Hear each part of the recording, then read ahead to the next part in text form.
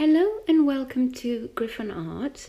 In my last tutorial I showed you how to create this hexagonal bellows fold, and that was essentially because I really want to show you how to make this quirky jack-in-the-box style gift box. And as you can see here, that requires that bellows component. And so really that tutorial was phase one of this particular project. Now for the second phase, we really need to know how to make this hexagonal container box. And that's what I'm going to be covering with you in this tutorial today. Now, as usual, before we get creative, I will just show you that box up close so that you have a better idea of what it is that we're actually making. Right, so we know that we're dealing with a hexagonal box, but if I very quickly give you some measurements so that you've got some sizes to work with. The sides of these boxes externally are about 2.5 inches, and that provides us with a diameter here of in the region of 4 1/8 of an inch.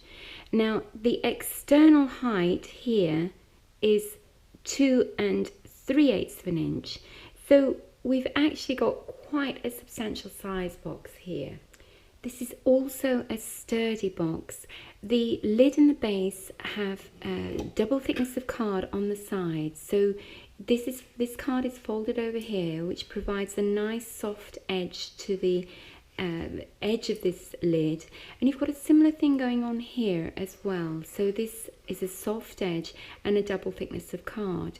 Now the lining also has a soft edge. It's got a double thickness of card again, which means that you've got 4 thicknesses of card along this base section, and that makes for a very strong box.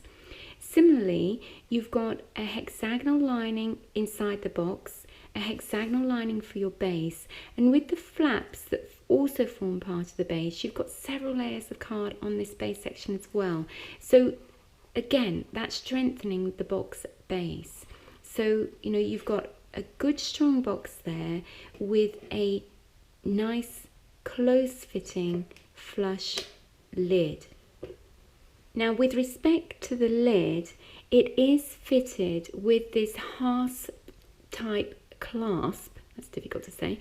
And the reason for that, if I just release that clasp, you should be able to see, I hope, that the jack inside is continually trying to push that lid off, and so that's the reason why we need to have some kind of closing mechanism on this box to contain that jack. Now having said that, if you don't want to use this box as a jack in the box and you just want to use it on its own, if I just show you, if I release that clasp, you can see that there's actually no pressure on that lid at all. So this clasp, if the box is used without a jack, is absolutely unnecessary. You can just open and close it on that hinge, and that works absolutely fine. So that's certainly an option for you. Right, so I think that's everything that I can tell you about this particular box, and that means we're ready to start crafting. Now, as you might have imagined, this box does require hexagon-shaped pieces of card, and that can be a bit tricky. So in order to overcome that problem for myself, I've just created a couple of templates. So one for the lid, which has 4-inch sides, and one for the lid lining, which has 2 3/8 of an inch sides.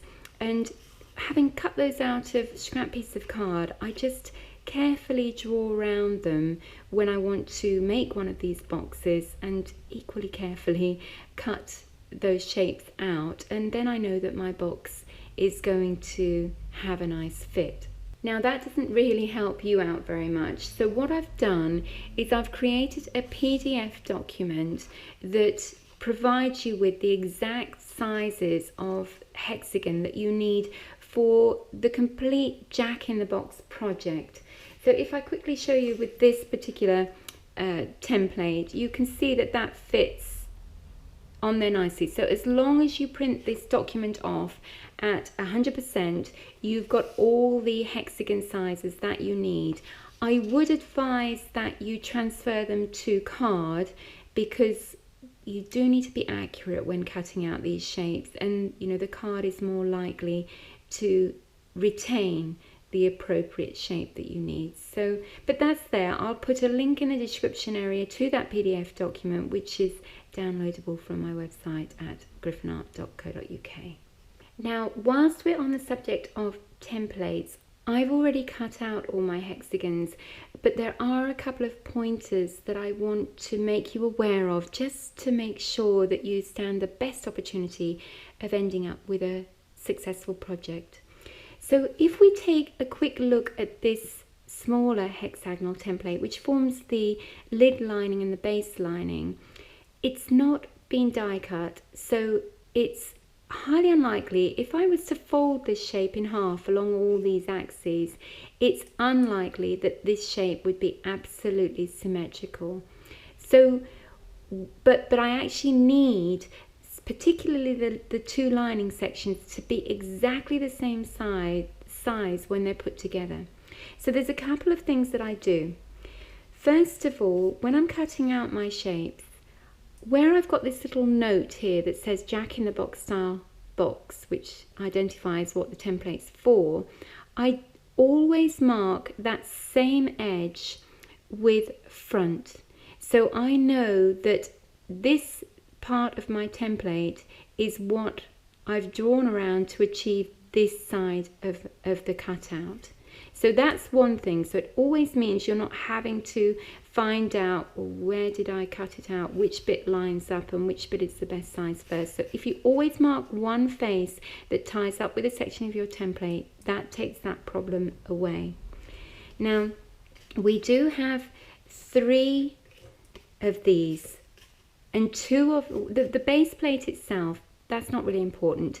That you may even want to trim this back before you fit it to your base, because it is quite a close fit to the edges of that box shape. So you know, that base plate isn't too important, but you do need to pay attention to the base lining and the lid lining, because when they come together with right sides together, they want to be as close to the same size as you can possibly get them, because we're using these shapes to form the structure of your lid and base respectively, and if they are slightly out, then the sides of your box won't be as flush. So it's worth paying attention to these shapes. Now, if you're a dressmaker, you'll know exactly what you're about with patterns. But if you haven't had this experience before, what I would suggest you do, when you cut out your first lining, whether it be the lid or the base, doesn't really matter. So you cut that out and just mark where the front line is, as we've mentioned before. And then when you come to cut the next piece, just flip your pattern over and draw around it, still marking the front as before. And that way, when you put the right sides of both templates together with the fronts on the same side, you can be assured of a good mirror fit, and that will ultimately help with your finished box. Right, so that's more than enough chatter for the time being, so let's get down to some work. Right, so the first thing that we make in this project is the lid, because we use that as a basis for fitting our base and ensuring that good fit. So we're beginning with this hexagon that has the 4-inch sides. So the first thing I'm going to do is line up each edge of my hexagon, and I do make a note as well of where these points are, and you know, to get, just in case I haven't quite cut this totally straight, it gives me another gauge just to make sure that looks about right there as well. And for each edge you need to be scoring at 5/8 of an inch, and that's the edge that's going to be turned under on the inside of our lid. So I'll do that first. So we just keep rotating, checking where that's sitting, top and bottom, keeping it nice and flush to this edge. and then scoring.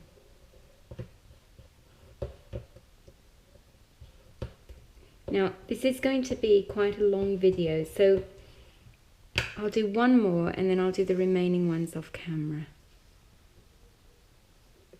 There we go, so 5/8.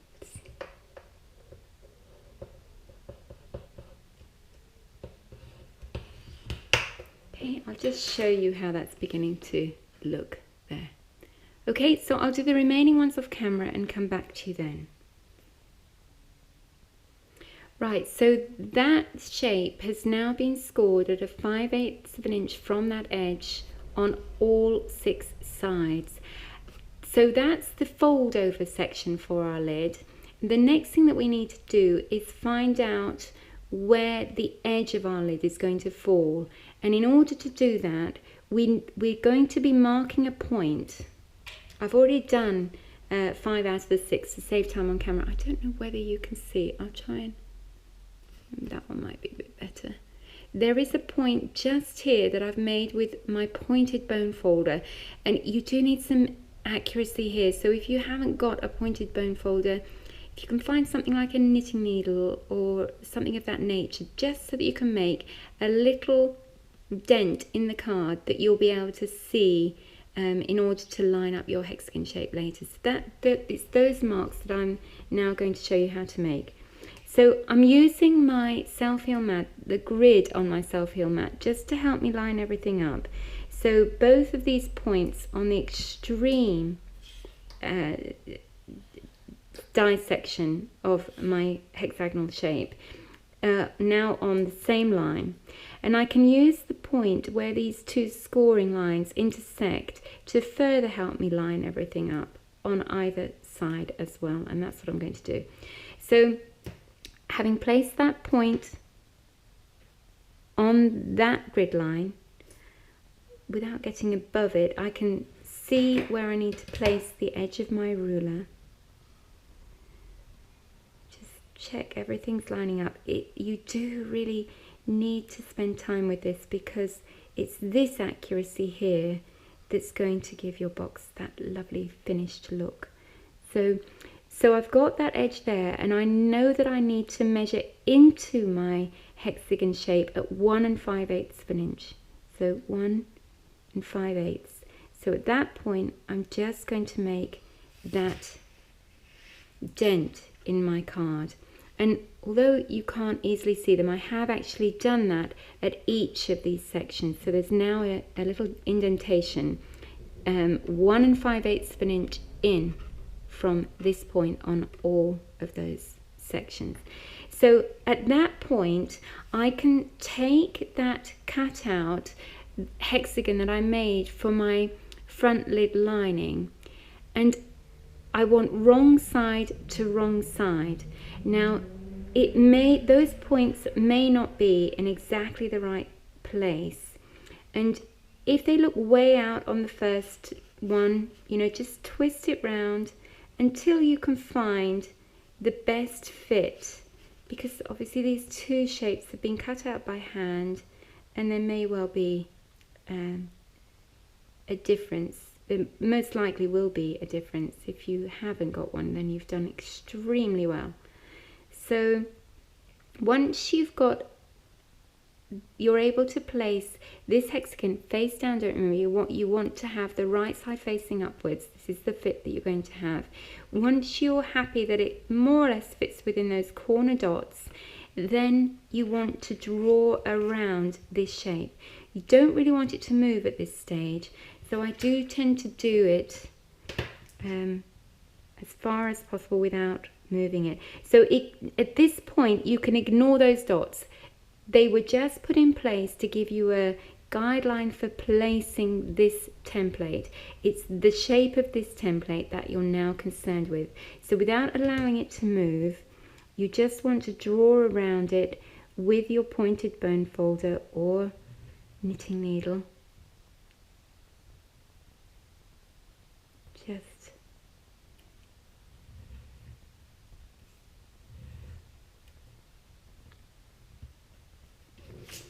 So I just tend to work my way around.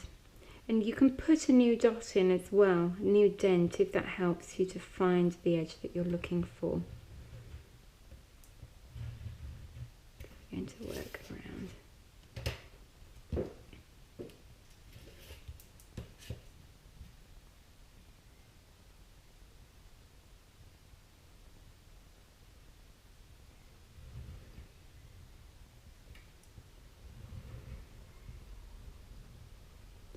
Make sure I get right into that corner.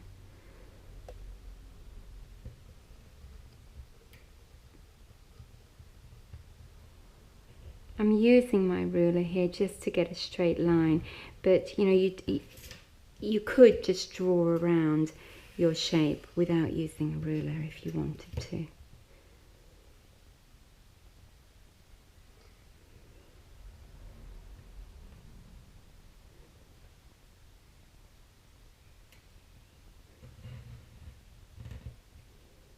What you don't want to do is make these lines smaller than your lid lining template.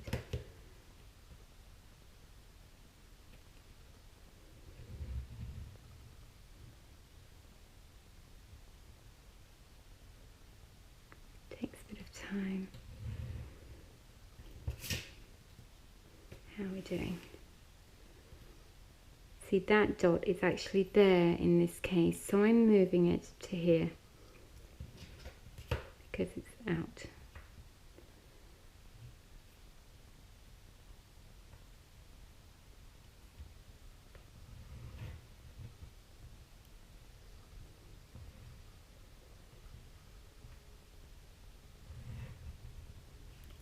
Yeah, I think we might be nearly there actually. Let's just check that. Oh yeah, we are.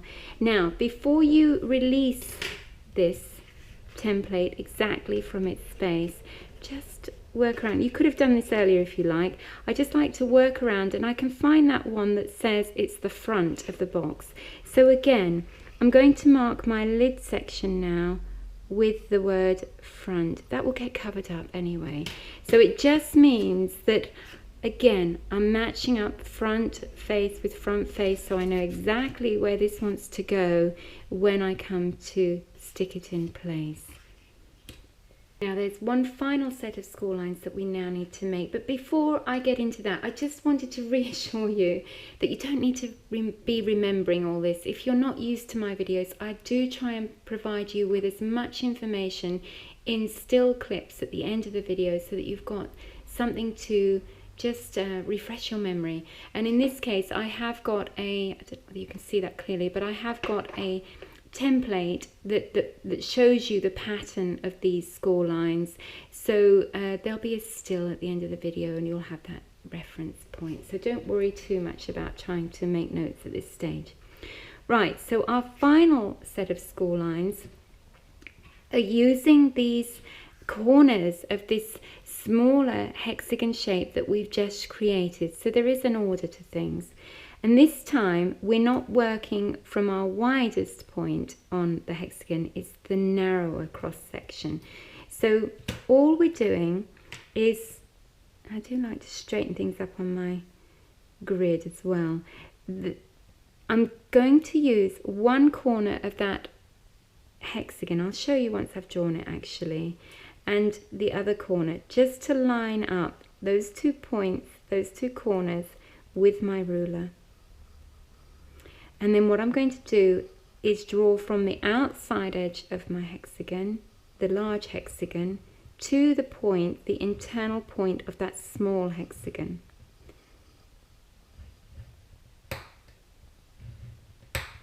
And we do that on all of these corners. So I'll do another one here. Just finding that point.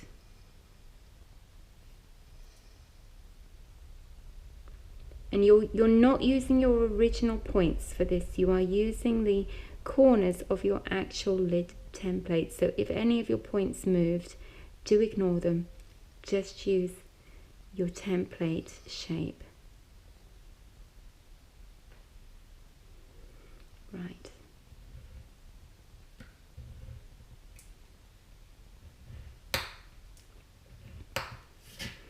Okay, so I think you should be able to, it's a dark card I'm afraid, but I think you should be able to see that that's the corner of the internal hexagon, and I've just taken it straight to the edge of the card in a straight line. So as long as you line up your corner with the opposite corner, you're going to get a straight line. So in effect, you're creating, this is your other corner. So that's how it works. So if I show you on the diagram, it might be clearer for you. Look.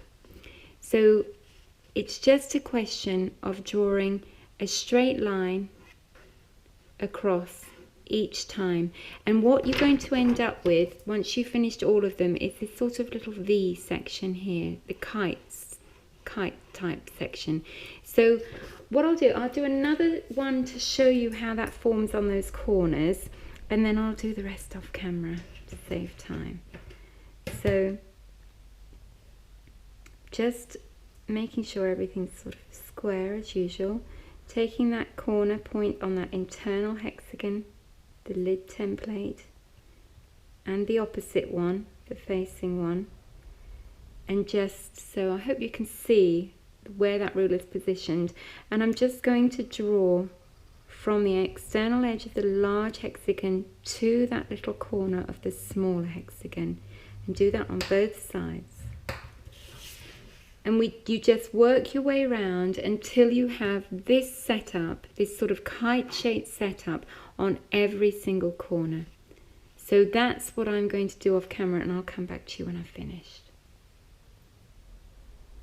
Right, so I've now got those little kite sections in all of the corners of my large hexagon. So that's all finished. And what that has enabled us to do now is to place in those fold lines that the very first ones that we put in at that 5/8 of an inch, and I've done that off camera to save time, so you can probably start to see how we've got a smaller hexagon forming inside that larger one. So all of those original score lines I've just folded and used my bone folder to apply some pressure, have creased those in place. So the next thing that we're going to do is start to create some flaps, and we're going to use those last score lines to enable us to do that. So it's these straight lines from the outside edge to the corner of the little internal hexagon. So let's just work our way through. So we'll do one set on one side, so that straight line to that corner, and then I'm going to do the next one along that straight line into that corner. Then I'm going to miss the next set on the next edge of the hexagon entirely. So we do one, we miss one, and then we do the next one. So, and don't worry, this is indicated in that diagram, and there'll be some instructions in a table form for you as well. So you won't be left entirely in the lurch here.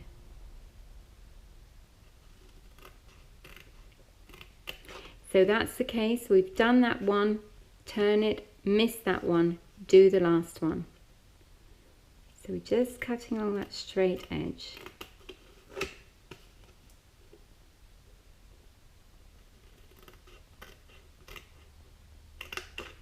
Okay, so let's just have a look at that. You can see perhaps there that we've got this long section and then a little section, long one, little one. So I hope that's a bit clear. Now what that now means is that we can start to form the edges of that internal hexagon, because we've cut in right into each of those points.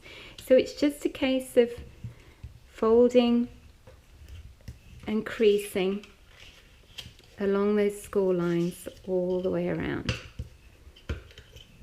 I will do this bit on camera.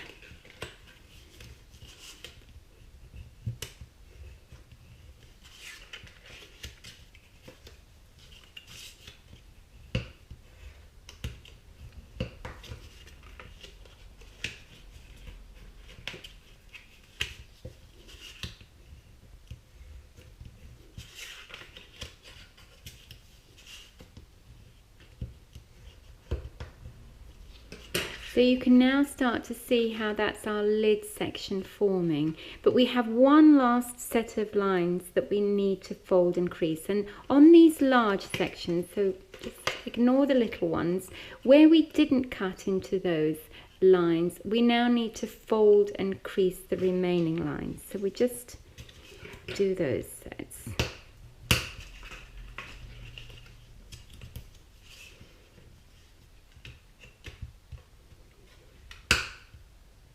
I do like to be quite firm with my creasing. It gives a nice finish if you can apply a decent amount of pressure.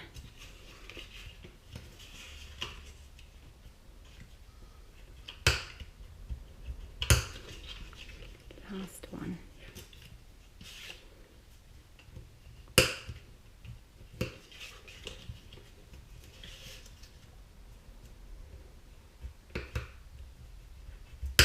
So all that leaves us to do now with this lid to finish this pattern is to get rid of some of the excess card, which is just on these longer pieces.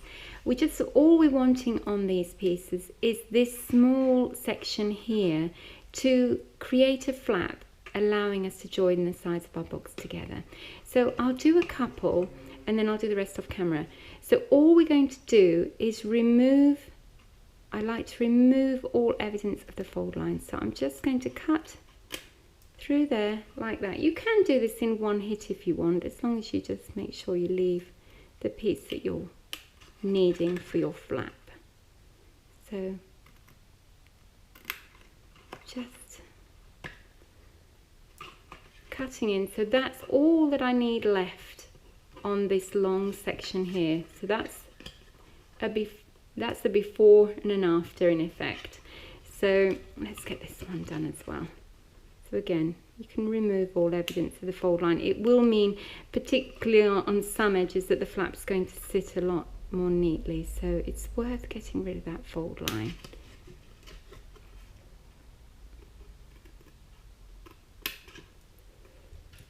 So there we are. If I just quickly show you how that's working, you'll see perhaps. So that's how the corner of our box is now going to form. That little flap is going to allow us to join the corners together. So I'm going to finish that off, to repeat that process with these remaining long sections, and then I'll come back to you at that point. So at this point, our box pattern is essentially finished and ready for assembly. But there are a couple of reasons. We can't assemble this yet because this is a flush fitting box and we need to use the pattern in its flat form to provide us with a guide for where we're folding our base section, as you'll see in a minute. But apart from that, this design includes this die cut embellishment to the center of the top of the lid, and I need to die cut that whilst the pattern is still in its flat form. Now, for those of you who are interested in reproducing this box in its entirety, I am using a Spellbinders Shapeabilities die cutter for the center of this box lid section, and it's actually called Vintage Lace Accents, and it's this shape here that I'm using. It's a sort of thinlets, framelets style die cutter, but I will put the information relating to that in the description area for you so that you've got that if you need it. Now, I'm not going to be die cutting this on camera, but there is a couple of things I want to point out to you in case you are using this die cutter. So if I take my Sizzix platform, and that's my cutting plate, bit of a state I'm afraid, but you can see that that is not going to go through. The template, whichever way you put it, it's too wide for the cutting plate. So there's a couple of things I do. First of all, I find out where I've marked the front edge on this pattern piece, and then I fold under the front and the back sections, and I line it up so that I know that my front edge is here. And you can immediately see that that's now going to be able to pass through my die cutter without a problem. So that's that thing to bear in mind, even if you're using a different form of die cutter. Now, if you're using this one, what I've found is that there are a series of little dots going right the way through the cross section, and it's just the first time I use this I didn't notice, so it's a little thing, but it does make a difference, I feel.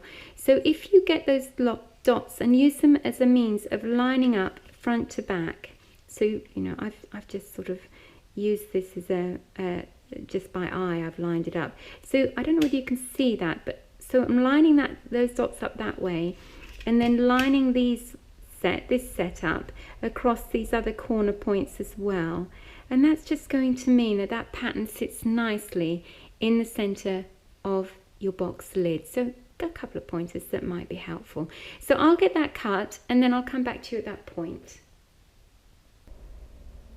Right, so having cut out that hole in the center of my lid section, I was also able to then pass the die cut shape through my die cutter again, so that it's now also embossed, and that just gives it a little bit more definition, but we're not quite ready for that just now. So the next thing that we're going to actually do is to put our lining section onto the inside of our lid, and you can see I've already applied some double-sided tape for that. Now you might not be able to see it on camera, but this is the section that's been marked up with front of the box, so I've put that so I know it's positioned in that north position, and I've also got this marking on my smaller hexagonal die cut shape, which has got my front, and those two are going to need to be in that same position. Now I probably should have mentioned earlier, actually, when you put this little note on your die cut shapes, do keep it to the edge, because obviously, particularly in this case, if it was more central, it's going to show through on this side. So I probably should have mentioned that before, so I do apologise for that. Right, so what I'm going to do, I've got both my front sections facing north. I'm just going to apply some PVA glue. I like to work with a combination of both, if you haven't heard me say that before, and I'm going to put a reasonable amount on.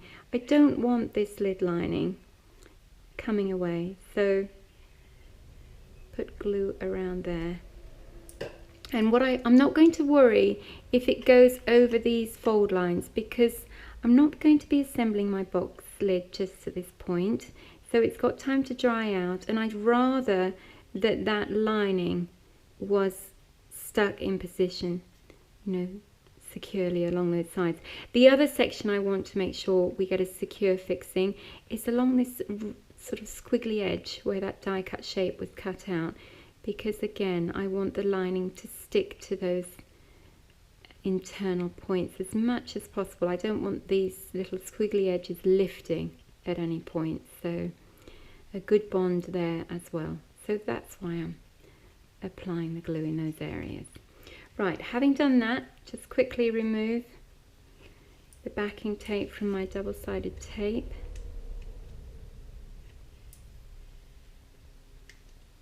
And actually this PVA glue does strengthen the box as it dries as well. It sort of creates an extra layer, so I do like using it. Right, so just again making sure front is north, bringing it together, and at this point you can sort of bring the sides of your folded edges together. Sometimes that helps as well, just to make sure that where you placed your crease lines is accurate, and then hopefully it will fit nicely, as you can see is the case here. Thank goodness. Wouldn't really want to get it wrong on camera. So at this point, just in case there's glue around, I do like to place this on a piece of kitchen roll, because then I can apply some pressure, and if any glue oozes out, it's going to be absorbed by that absorbent tissue rather than get spread onto the rest of my box lid. So there we go. Just make sure that those edges are nicely down.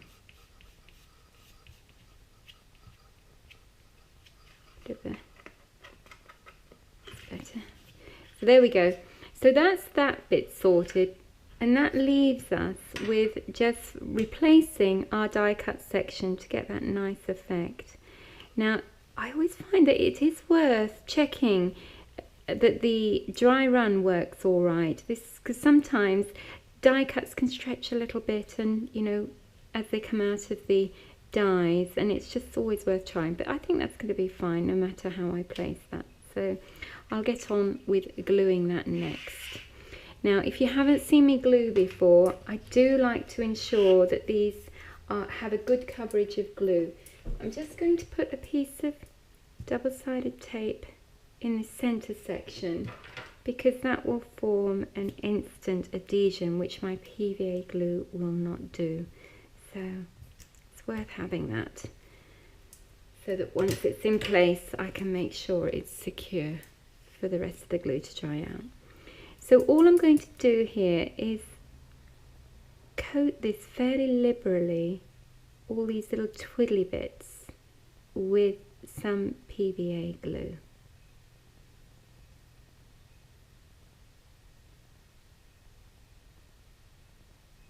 That's just in the first instance, particularly along these edges that are going to be the points of weakness and may lift.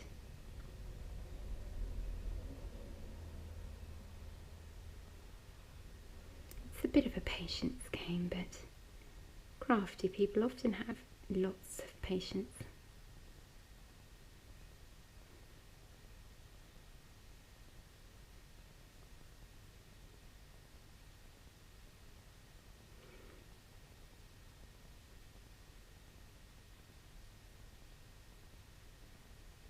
If you've seen me do this before, you already know what I'm up to, so I apologise if I'm going over old ground. Right, okay, so I'm now just going to make sure that that is evenly spread on, particularly on those fiddly bits, that there's a good coverage, just by dabbing away at it. Being careful not to get glue all over it on the decorative side. But that seems to be fairly covered in glue, I think you'll agree. So at this point I'm just going to rest that on my absorbent kitchen towel, and that will then get rid of any excess glue that's going to ooze and make a mess of my project, which I don't want. So you can see how that's removing a lot of that glue I've just put on, and that might seem illogical, but it will not remove it all. It will just leave a stickiness. So I can now remove that backing tape, and I'm confident there's no glue there that's really going to ooze when I'm applying pressure and causing me a problem.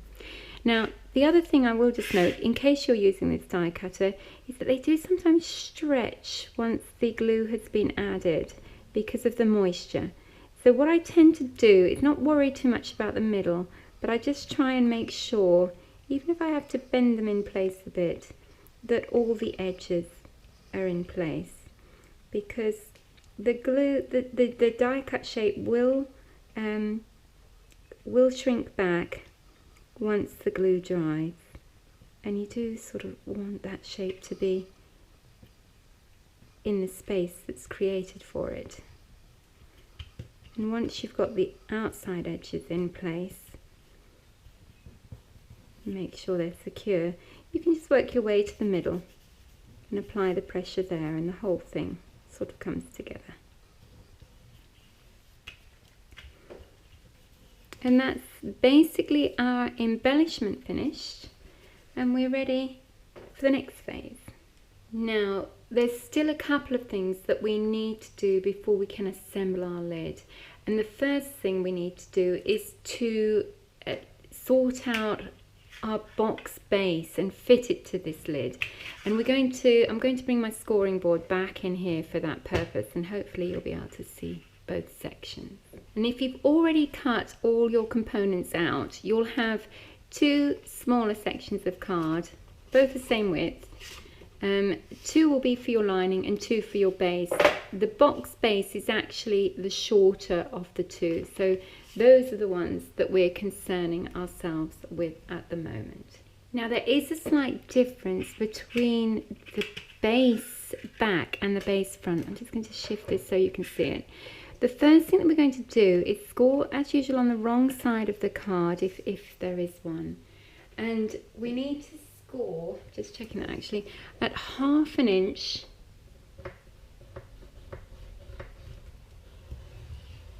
and at 2 1/8 inch, and we do that on both pieces of the card. That's exactly the same, but on the front section that's all you need your scoreboard for initially, so we'll set that to one side. On the back section, which has both of the joining flaps, we're just going to turn this card clockwise to start with, and we're going to score at 3/8 inch. I'm just going to shift that now because I don't think we're going to need to see that edge, and then I can fold and crease along that line to start with. So that's the first thing we're doing. Now we need our lid, and we need to know where the back of our lid is, because the back of our base has the joining flaps, and so I can see, well, I'm not sure that you can, but I can see that this is my front flap, so that's what you need to know. So I know by default that the opposite flap is the back one. So the center of this section is going to form the center of the box base at the back. So I'm going to start with this edge here.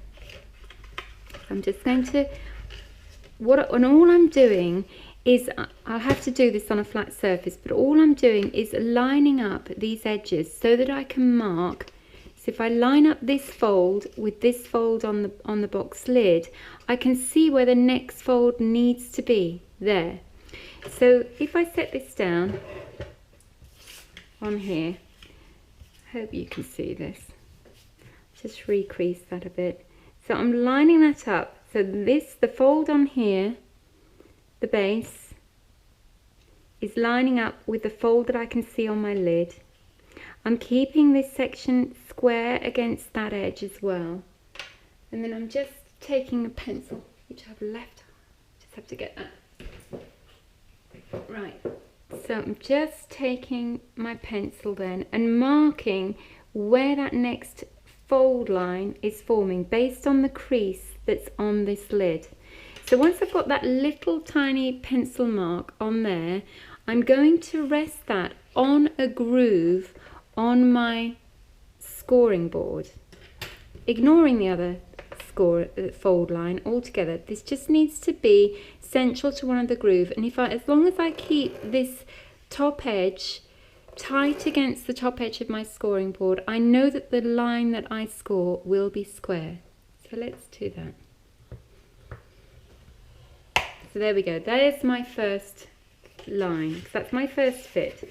So I'm now going to just fold this over and crease that line in place.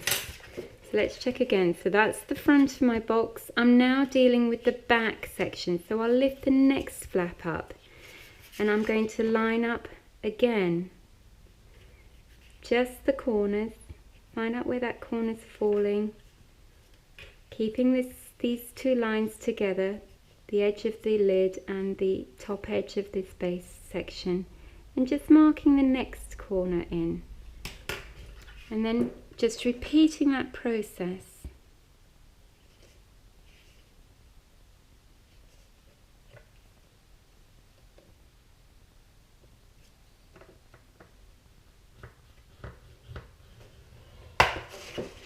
So that's just formed the centre back panel. Just folding and creasing that. So that was my back section. I'm now working my way around to the next point. So lining up that crease line there, just making sure everything's in line, marking out where that next fold line is, repeating the process. Now with this last one, I'll just score that line in place.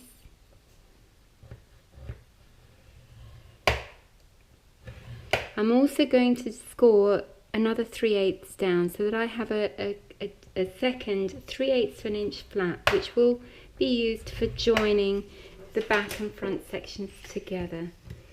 So just fold and crease those.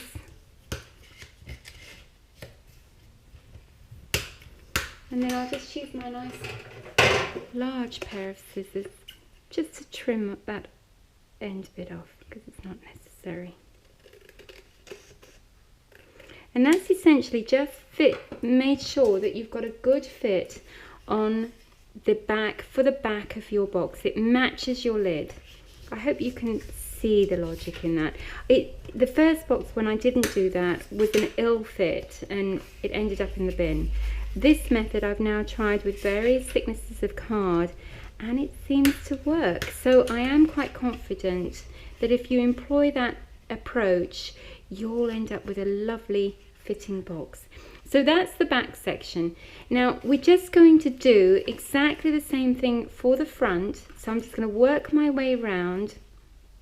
So in the same way, each flap, so front section and then the last section. And the last section will mean that I'll have a piece of card about that much left over and I will cut that at the next fold line. So I'll do that off camera and come back to you at that point. Right, so that front section has now also been fitted and I've folded and scored all those lines, and I just wanted to show you this is the excess that I'm left with. The front has no flaps, so we're only concerned with our 3 sets of panels, and that means that this remaining section that we don't want can just be cut away. So I'm just going to use a large pair of scissors for that.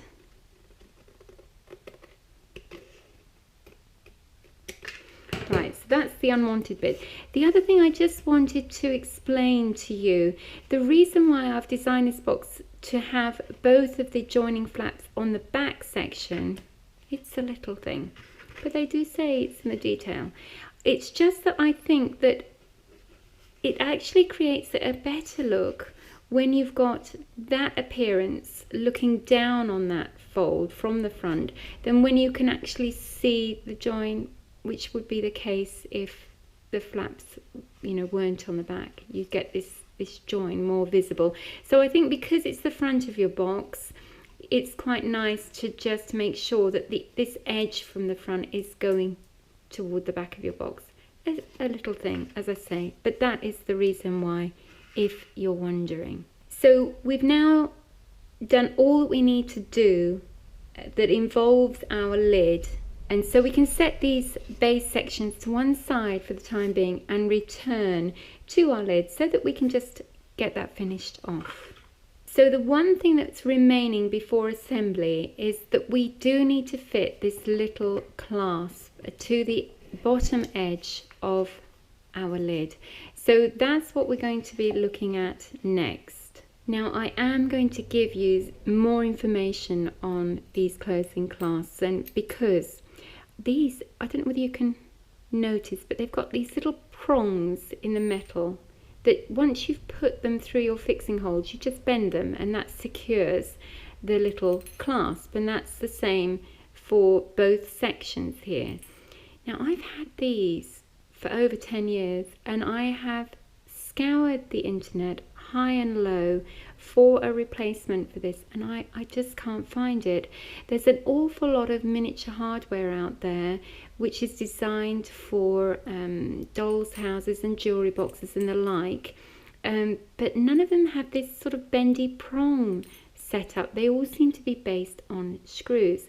Now I am going to be using one of these because I hadn't realised at the time that I did my prototype box that I wouldn't be able to easily get hold of them, but I have checked out an alternative for you, and I'll put as much information regarding this fitting in the description area so that you know you've got somewhere to go, but I'll just show you the alternative that is definitely out there for you. So this is one of the little catches that I found. I think they're beautiful. Actually, there's lots of these sorts of things that would look lovely on the front of the box. Actually, let's just take this box to show you what you'd be buying into.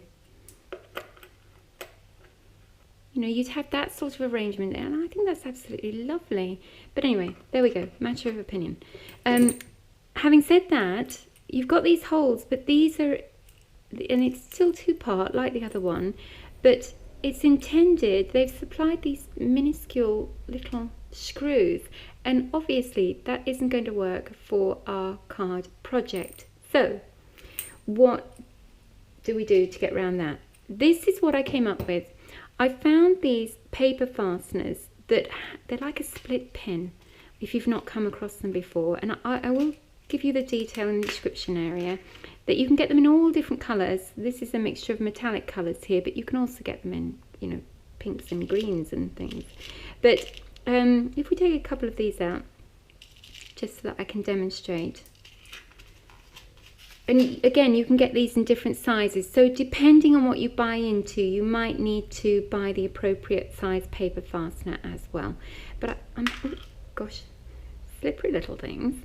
I hope you can see that they've got these sort of double pronged affair going on. So quite similar to my original hasp fitting. So let's see how that might work. I'm just going to use a bit of scrap paper, and I will be fitting my fastening by punching some holes, which in this case I'm using a 1/16 of an inch hole punch just to make a little hole. Now, assuming that was the case, let's just get one of these. Actually, I could mark up with a pencil where the other one is, just as a improvisation. I know I need more. I don't want to waste too much of your time. I just needed to make sure that you've got somewhere to go with that if you couldn't find, as I hadn't been able to find, those other fittings. So that's essentially exactly the same as I'm going to do with my fastening, as you will see in a minute. But actually, by swapping out the screws for these little paper fasteners, you can put these in any direction. You've essentially got the same thing going on, so you don't really need the screws. As long as you've got this, you've got the holes there, the size is right, you know, they're miniature enough, and that's just fixed it. So I will put a note as to what you need to search on Google for, so that you get lots of options on these fasteners. You will just need to make sure that you get the appropriate size paper fastener as well to replace the screws. So I hope that's helped and, you know, given you a bit of food for thought in that direction. Right, so when it comes to fitting the clasp in this instance, as I say, I'll use the one that, you know, I've used in the previous project. Again, just need to ascertain where the front panel is, so I've got that marked on there, and the holes for that need to be fairly close to the edge, and I found that it was best to make a template up. So I have made a template up in a different colour so I can clearly see where those holes are, and I just centralised that on the side of that lid section until I'm happy that it's neatly placed.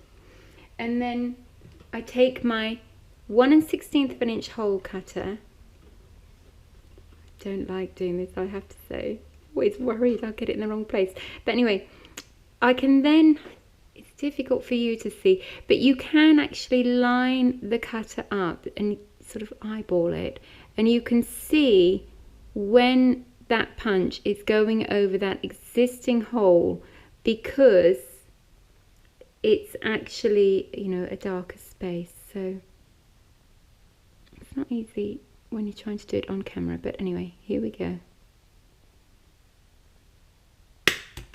So there we go, that's my first hole, and then I'll do the same with the second one. There we go. That's good. I'm glad I've got that out of the way. So you can now see that I've got these two holes for my fitting. Now if you do happen to find these, it is worth making sure, because sometimes this little catch is hanging the other way, so just make sure it is hanging the right way, and you might need to close these prongs up a little bit just to get them in position. And then you can see that the edge of that is lining up almost on that fold line, and that's probably about where you want it, to be honest. So once that's positioned in that respect, you can just bend over these little metal tabs at the back.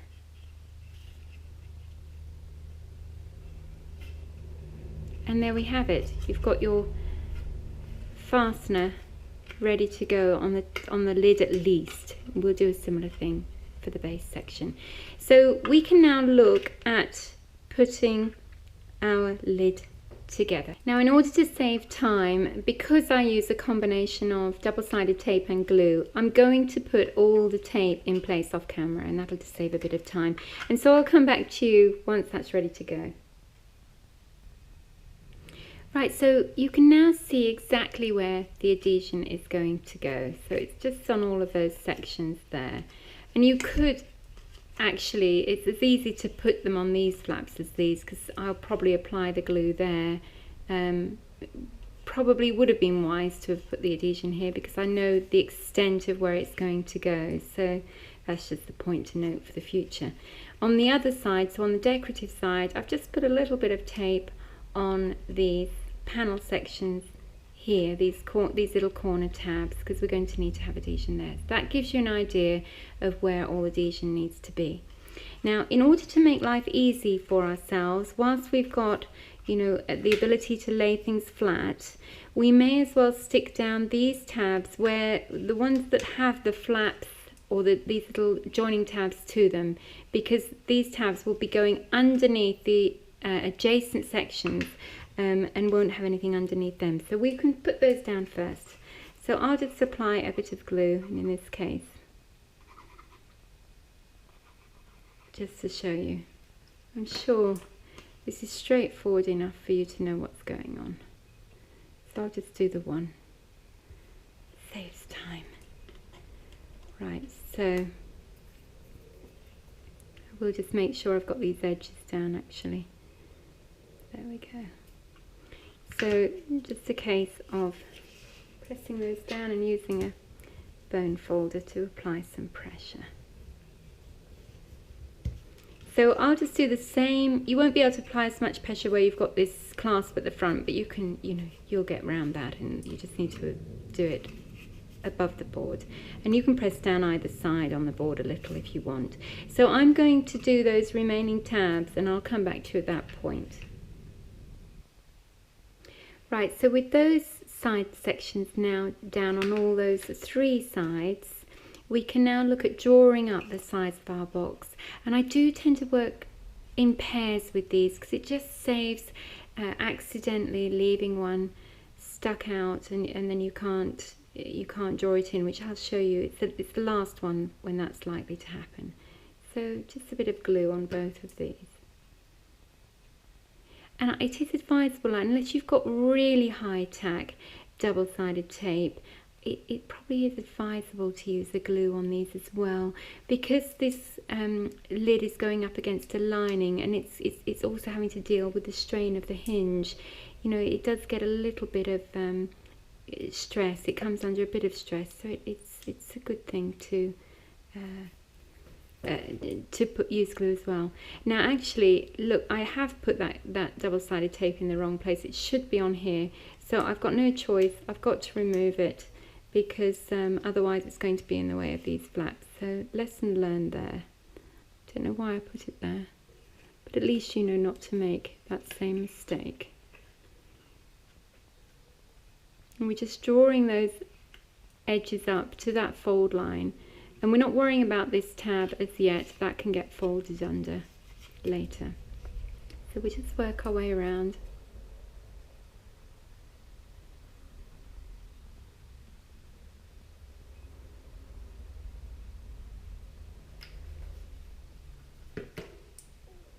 I may as well do these on camera, and then I'll do one of the side flaps, and then I'll finish off to save your time as usual.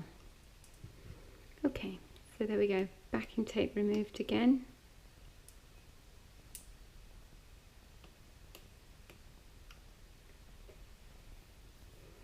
Unfortunately, remove the backing tape on this. And then just draw that corner, that side up against that corner edge. Just line it up along the fold line. Apply some pressure, and same this side. And then I do also quite like to apply pressure from the inside, but I don't know whether you'll be able to see that, just on those little tab sections, just to make sure that that glue has gained a bond. Now, this is why I deal with them in pairs. If you haven't seen me do this with rectangular boxes, if I was to stick that down, and I have demonstrated this before, it is easier than with a square or rectangular box, but it's still quite tight to try and get that last tab in. So if you just get into the habit of dealing with them in pairs, hopefully you shouldn't find yourself encountering that scenario. As I've just demonstrated, even when you're used to doing these things, you can make mistakes. So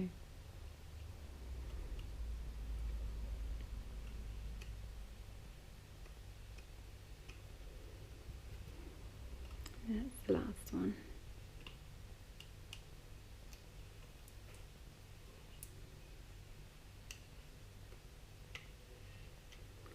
Perhaps it's getting near lunchtime and I need some food for my brain. Right, so this is the last one. We just bring that up there, line that up nicely. Same that side. Apply a little bit of pressure on the inside.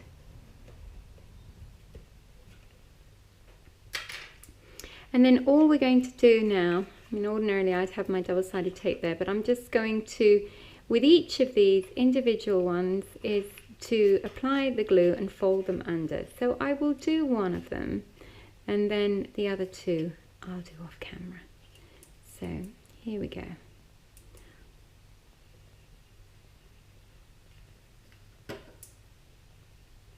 Get the edges.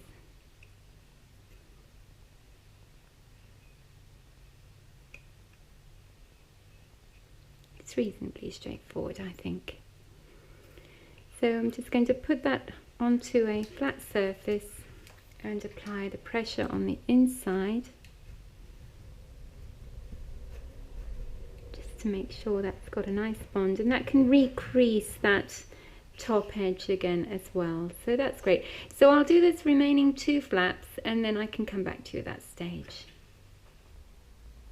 Okay, so now that our lid is completely finished, we can move swiftly on, and the first thing that I'm going to do is to die cut this embellishment into our base section. Now I am going to be using another Spellbinders die cutter for that, which I'll put in the description area for you. This one is actually an Edgeabilities Mix and Match Classics, and it's called Classic Rick Rack, and it's this middle pattern that I'm going to be using, which actually, you know, it looks like that. Now for those of you who are using this die cutter, I just want to give you a couple of pointers. So I've just set up one of the base sections that we prepared earlier on my Sizzix platform with my cutting board underneath. Now this is the front section. So this small piece here is a turnover. It's the turnover section for the top of that base section.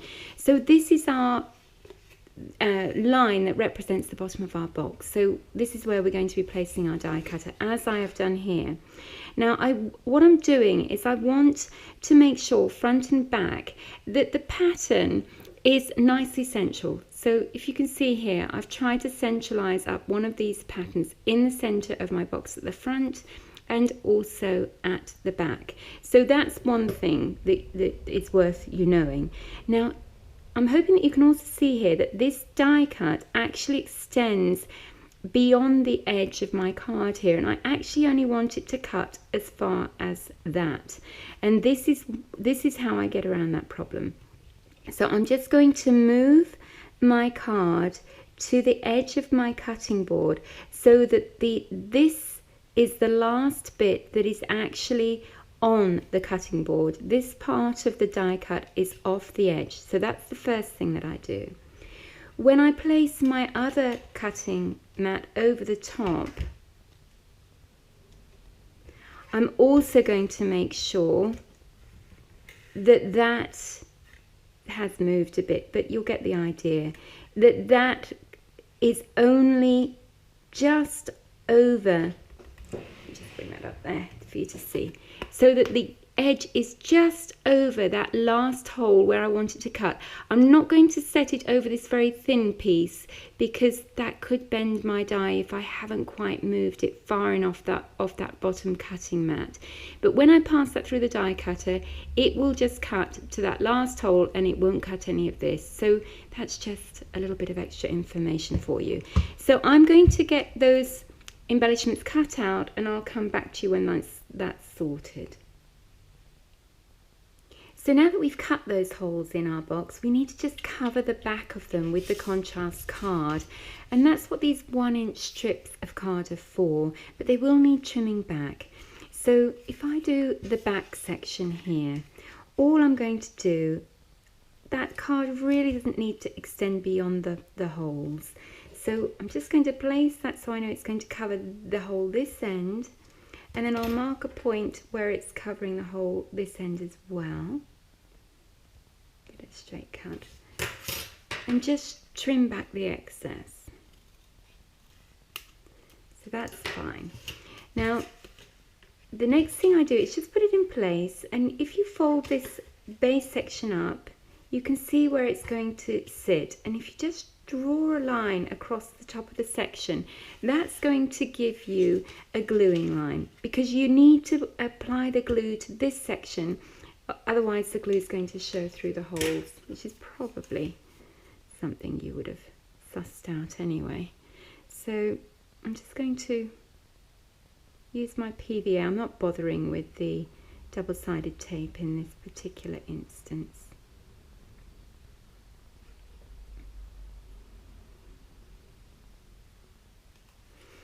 And I'm just going to try and get over and around the edges of these embellishment holes, because it would be quite nice if the card stuck to the edges of those holes. It's not, you know, absolutely imperative, but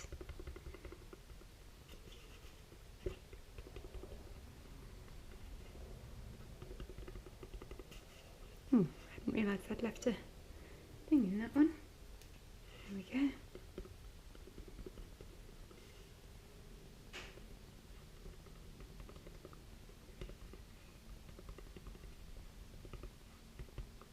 Right, so that's, as usual, a fairly decent amount of glue.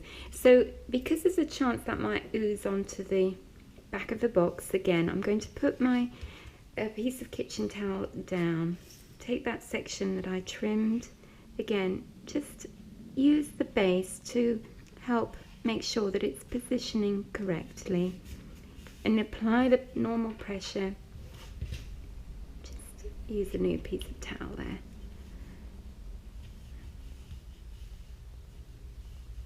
And then once that's in place, it's just advisable to re-score those fold lines. So just use the original ones as a guide and just score them across that new section of card.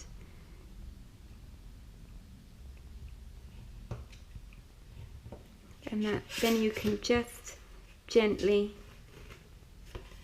rebend those. Okay, so I'll do the other one off the camera and come back to you at that point. Right, so the next thing that we need to do to progress our pattern piece is to create these tabs which will allow us to join our front and back sections together. So you can see I've already cut away some excess card here, and I'm just going to do this bit on camera, which is exactly the same. So you're doing the same to both ends. just cutting away, including the fold line, those little corner pieces, top and bottom.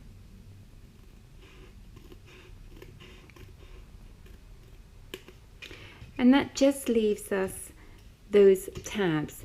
Now this is the top of our box, so these fold lines are going to be in the way and inhibit this folding action. So what we're going to do, we're just going to cut them away. So cut either side of them, forming a point at the point that this other line intersects, and just remove that little bit of excess as well.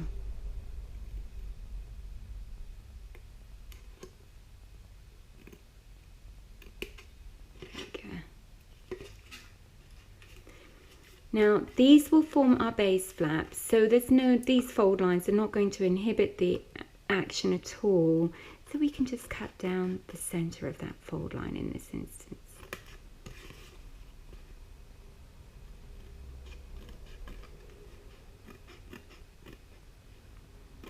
And that's our back pattern piece ready to go. So what I'll do is I'll do the front piece in exactly the same way off camera and come back. Now before we go any further, we do just need to fit the other half of our clasp here. And if you end up using a fitting that has the remaining half is fairly symmetrical, do just have a good check of it, because although this looks symmetrical, it is actually directional. There's a thicker section at the bottom, so do double check just in case yours is similar. Now you may recall from this morning that I had a template that I used for positioning the holes for my clasp, and I just lined that up in this fashion against the edge of my lid. Now I've got my front section here. It's the middle panel that I'm concerned with, and what I'm going to do is just take that template that was positioned on the lid like that and flip it over, so I'm getting a mirror image. Now I will line up my lid against it just to check that the positioning's right, but in actual fact it should automatically fit in the right position. So I'm just going to repeat the process that I did for the lid, line up my 1 1/16 of an inch hole punch over these holes and punch them. Now I'll do that off camera to save time, and the other thing that I will also do, I've put a little bit of double-sided tape on this tab. You've seen me do loads of gluing today. I'm just going to apply some PVA glue to that, line them up and glue the front and back sections together so that I have one long strip, and at that point I'll come back to you. Right, so that's the other half of my clasp fitted in place and ready to go, so it's just on that fold line. And then I've also joined back and front together. You can see the seam line there. Now just as a point, if you are using double-sided tape, it's easier to apply this whilst you've still got a flat surface to work with before the other end of the box is joined together. So I've already done that. It's just a note for you to think about if you're using the tape.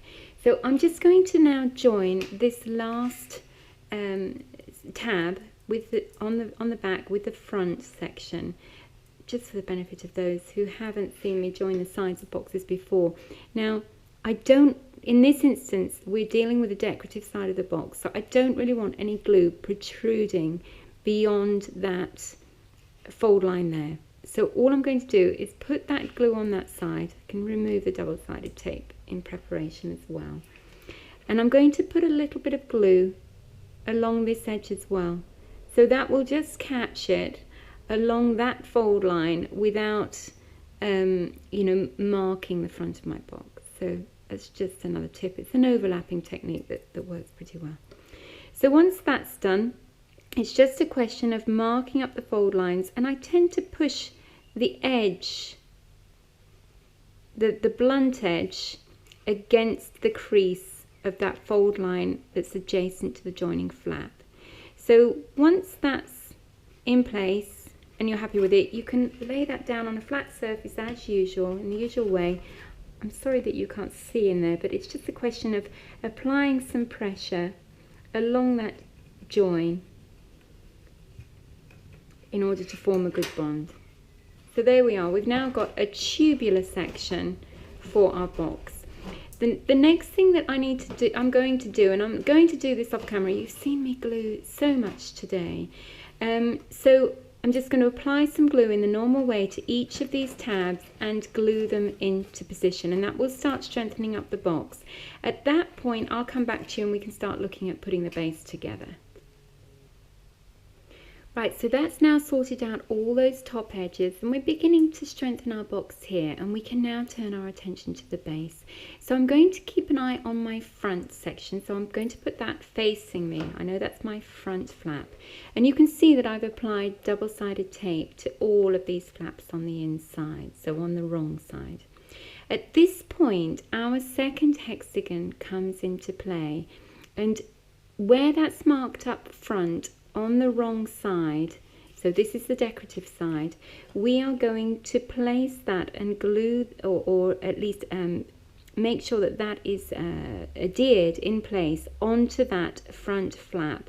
And what we're aiming to do is to place the edge of this on our fold line centrally. Now this point in time, you have really just got to trust your shape, your hexagon shape. We are trying to mirror this base to our lid shape, so all of these fold lines need to be as tight against the edges of this hexagon as possible. So that's what we're aiming for. So for this first fit, I'm just using double-sided tape and no glue. I'm going to do a couple of these flaps on camera so that you can see what we're about, and then I'll finish off and save your time. So it is just a question of placing that right on that fold line in between the other two flaps.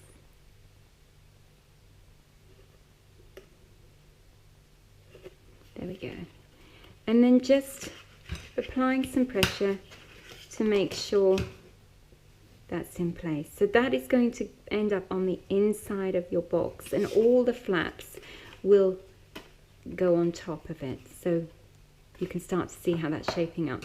Now, just for the first opposite flap, which I tend to work with opposites, it's sometimes helpful just to slide a ruler across the shape so that you've got something to lean down on. Now at this point I am going to use my normal combination, so let's just remove that for a second, of double-sided tape and the glue, so especially around these edges, so just get some of that out.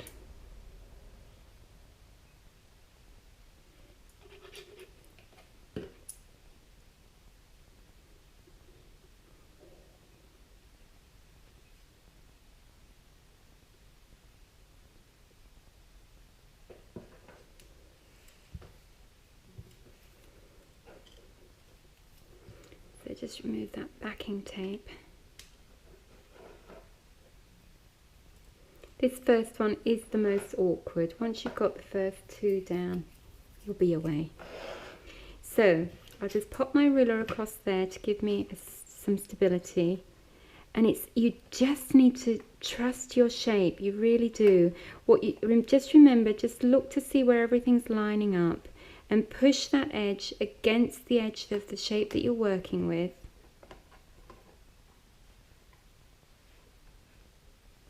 Because you can pull the other ones in when you get to them.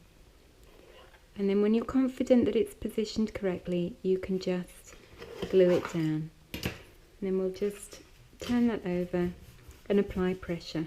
So that's all you're doing with all of those, each of those flaps. Wherever there's a gap, you just pull them in. They will move in, and pull them against that hexagon shape. You've just got to trust that you cut that accurately, and then you're going to get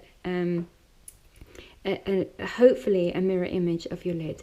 So I'll finish that off camera and come back to you then. Right, so that's all my base flaps glued down, and that's giving us a shape to the box.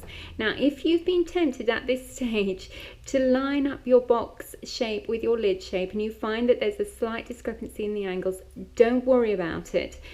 there is some tolerance for adjustment, and when you put your liner in, your lid will learn where it needs to sit. Card does tend to have a bit of a memory, so don't panic at this stage. Now, before we can move on to our liner though, we do need to fit that hinge. So for that purpose, in the cutting list that's at the end of this video, you'll find that there's a piece of card that's 2.5 inches by 1.5 inches. And I've just scored down the center of that at the 3/4 inch mark on the wrong side so that it can be folded in half. It will need to be trimmed back. It is oversized just as a precaution. So front of the box there, this is the back, the opposite panel is the back by default. I'm just going to pop that in against this left hand fold or corner. You might work the other way if you're left-handed yourself. And I'm just going to put a little mark against that other corner so I know how much I'm going to need to trim off. So I'll just do a quick pencil mark and trim that back.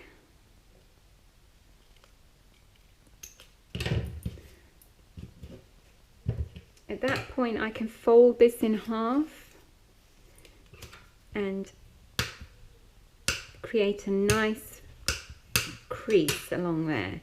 So that, all I'm going to do there, and I will do it off camera, I'm going to put a piece of double-sided tape on both sides ready because they both need to be stuck, but I will stick one side down just so that the hinge fits nicely at a right angle degree. So I'll do that off camera, and the other thing I'll do is bring in our final small hexagonal shape. So if you remember, we marked the front. I've already put double-sided tape on. I'm going to place that on the base of my box, and I'll use a combination of glue with that double-sided tape as well. So I'll do that off camera, save your time, and I'll come back to you then. Right, so that's that little flap now secured. You can hopefully see how that's going. It's just on that fold line. And then I've also put that last hexagon in place. Now, one thing I perhaps should have said is that when you put this in place, you really do need a good adhesion all the way around the extreme edges of the hexagon. And if it's a slow drying glue in the way that PVA is, just keep working around using the edge of your bone folder to press the edge onto the box itself until you know that every single aspect of that hexagon along the edges has come into the bottom, into contact, and is stuck to the bottom of your box. You really don't want these edges lifting at a later date because it will not be aesthetically pleasing. So that I should have perhaps mentioned earlier. Now at this point, the last two remaining pieces of card that you will have relate to your lining, and this is fitted to your box in a very similar way that we fitted the base to our lid. It's slightly different, so I'm going to show you a very little bit about that and do as much as off camera as I can in the interest of time. So these pieces of card are actually 4.5 inches wide, and they just need to be folded in half down their length. So I've already scored one at 2.25 inches, so I'll just quickly score on the wrong side the final piece at 2.25 inches. Now the first difference that we've got, we're still going to turn one piece of card only. It doesn't matter really whether it's clockwise or anti-clockwise because they're symmetrical, and we're going to make that first score, if you remember, as we did when we fitted the box base, at the 3/8 of an inch mark, and we're going to fold and crease that to give us a starting point. Now this is the first difference. If you remember, it was the back of the base of the box that had the joining flaps. Now this time we're swapping it to the front of the box just so that we don't get too much bulk in the same place, so that the overlap in this case will be on this side and this side. So this is now with the flaps, this is the front of the box. So we're starting with this side panel. And instead of lining up on the outside, this time you're just going to tuck this piece of card so that it rests in the corner where that fold is, nice and comfortably. And at that point, I hope you're going to be able to see this, you're going to make a pencil mark just very slightly to the left. Pencils, that's it. To the left of that. It can be on the fold, but it's if anything slightly to the left, because it's got to fit inside this section, so it's going to be very slightly smaller. And at that point you're just doing what we did earlier, so you're placing that onto a groove on the scoreboard, that little pencil mark, lining everything up here, probably remembering now. It was a long time ago actually. And just creating a fold line that we can then fold and crease. And then you're just repeating the process, so you're working around. You've done that panel, you're now going to do exactly the same for the front panel, pencil mark, etc. So you've seen me do this with the lid and base, so there's no point in me wasting your time. I'll just do all of that off camera and I'll come back to you when we're ready for the next bit. Right, so that's that fitting complete. So we've got, in this case, this is our front section with two ends that are 3/8 of an inch wide, and then what is now our back section is, I just want to remind you that there will be excess off that piece, and I'm now just going to cut that away.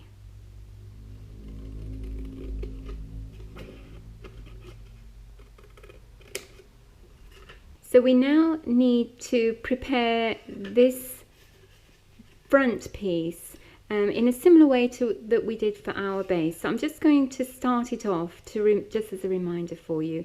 So it doesn't matter which side you do, just choose one side, and on both ends you're going to be removing one of these rectangular sections.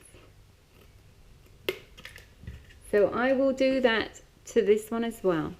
And because these are going to be the flaps, this is actually the visible side of the lining that is on the, will show on the edge of our box. These are actually folded inside as flaps. So we need to get rid of these fold lines that hinder the flaps lying flat. So as we did before with the little top edge of the base, we're just going to cut out all evidence of that fold line and just come to a point at the end where it meets that other line and remove that excess. Okay, so that's created an end flap for joining and then a flap for turning inside. So I'm going to remove that fold line, remove that end flap, and then remove two of these fold lines as well. So I'll do that and then come back to you at that point. Right, so that lining is now fully prepared. All the flaps have been created by cutting away those fold lines. I've also joined the front and back sections together in exactly the same way as we did for the front and back of our base, so you know what you're doing there. I've prepared the lining by placing double-sided tape on the remaining joining flap and also on the insides or the wrong side of all of these flaps in preparation for when they need to be stuck down inside the box. So that's as far as we can go with the lining for the moment. Now I've also returned to the box off camera again to save time, and I've just put some double-sided tape on each of the sides around the edge, and the next thing I'm going to do is just put some glue inside on each of these sides, which I will then draw off, as you'll see in a minute. So I'll try and be as quick as I can with this. Right, so that's my glue, and I'm now going to just use that to draw up to this top edge, because I want my lining to stick on this top edge, but I really don't want the glue to ooze, so by the time I get to it, I want that glue to be tacky. So I'm dealing with that top edge first.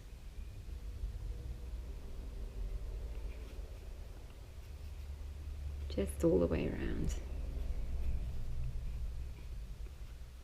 There we go.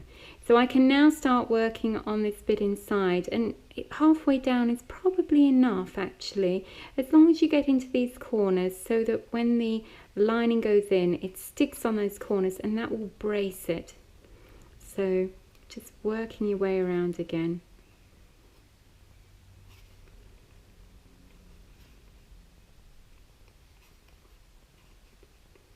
There we go. And at which point I can then start to remove the backing tape from my double-sided tape. So here we go. It's much the same, really. That's 2.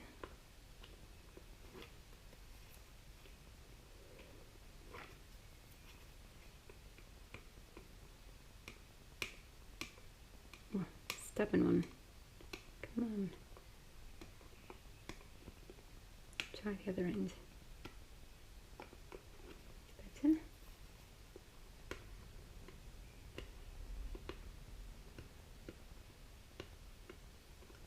I don't believe it.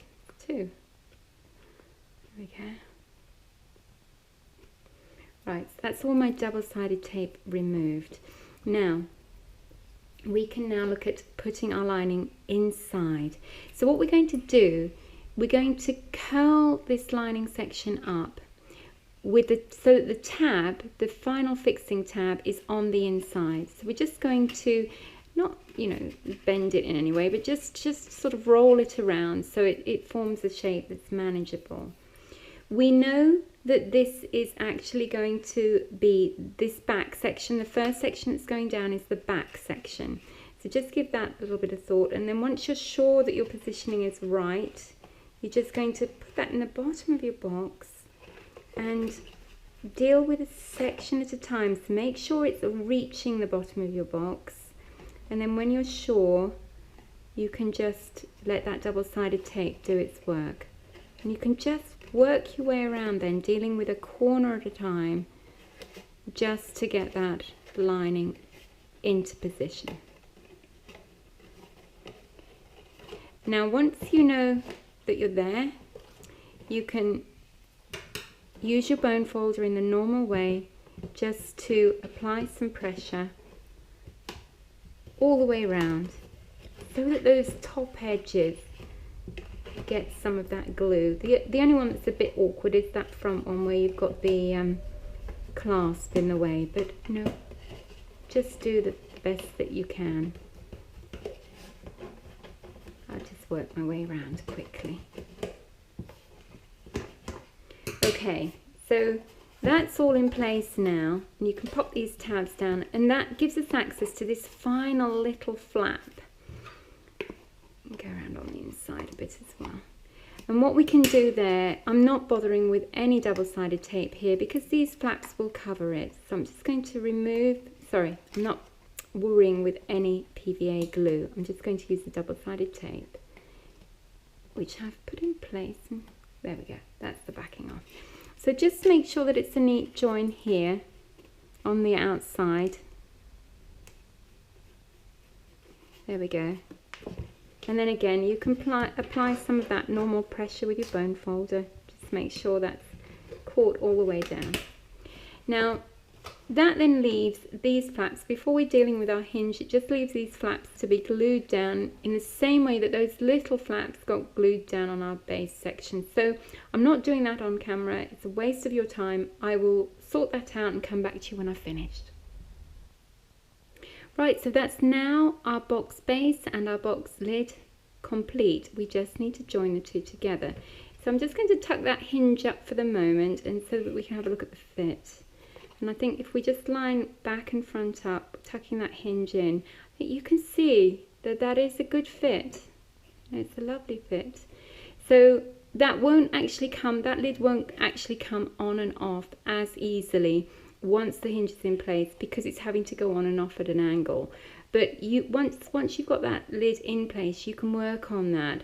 it is because of the height of this lining. So if you weren't putting a jack in this box, you might want to shorten that slightly, and that will mean that with the hinge, the box lid will open and close more readily, but it will with work anyway. So let's have a look and see what we need to do in order to fix that hinge. So bearing in mind that that hinge is going to come under some stress, I am going to use definitely some PVA on this. Now I don't want to get it too close to the base here, so because I don't want it to end up sticking, so I'm just going to go to the edges here and just to the base of where that double-sided tape is really. These sides is going to be enough to hold it. So just remove the backing, and then we just find the back, just line up these two corners really. That's all you're doing. You're making sure those corners are lined up.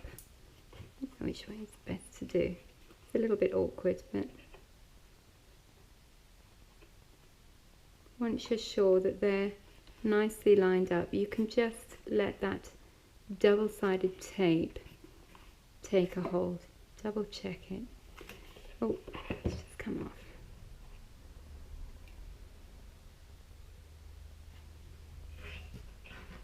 This one is being a little awkward. Maybe I'm being a bit cat-handed with it. There we go. Seems better that way. So we're just going to apply some pressure. It's not easy to get to. Just double check it's sitting all right. Yeah. So I'll use my little bone folder, I think, just so that I can get in at that angle. And get those corners down. It's those corners that are likely to catch. And once you're sure that that's in place, you can see that it doesn't go together quite so easily, but if you work it, open and close it a few times, it will start to find its place, and you know it'll sit a lot more easily. So that is essentially that hexagonal box finished and ready for the jack if that's desired. Now my next video will be covering the jack aspect of this box, so if you're interested in that, that is coming up very shortly. Other than that, and before I show you a few different colorways, don't forget that there's that PDF that you can download from my website to help you, and that information is in the description area along with lots of other information that hopefully will help you. There's quite a number of diagrams and stills to come up next. And so let's just have a look at the colorways. So you've already seen the one that's containing the jack, so that mint green and gold, so that one. We've also been looking at this ginger and duck egg blue one today, so that's been used in the tutorial. There's a black and pinkish one here, and that's probably the one I'll make the jack for. And this lovely crisp green and white one as well. So a number of colour options for you to see there. So that concludes everything for this occasion. Thanks so much for watching this video, especially if you've trawled all the way through it. And hopefully you'll find time to return on a later occasion to see what else is coming up. Thank you very much.